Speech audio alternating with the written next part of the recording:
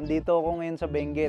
Hey patrons! In less than a month, naubos yung Amigo Beer natin. So ngayon, nandito ako sa Benguet para palitan ng bagong stock yung mga empty bottles natin. Pagkagising ko, diretso bihis, sakay kotse, biyahe na agad.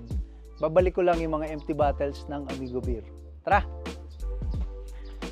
So ito yung mga empty bottles ng Amigo.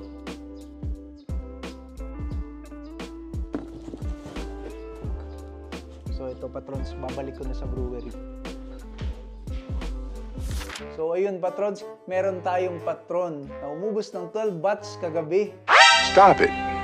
Get some help. Kaya dumiretso agad ako dito. Ito pa nga, nag-chat siya sa akin dito. Lagay ko na lang dito. Sabi niya, Hepe, totoo nga ang chismis. Walang hangover ang Amigo Beer. Pero syempre, don't worry patrons. Punta ako dito para dalhin yung empty bottles natin at kukunin ko ang bagong stock natin, ang bagong batch ng Amigo Beer para tuloy-tuloy tayo makapag-inuman. Amigo, the friendly beer.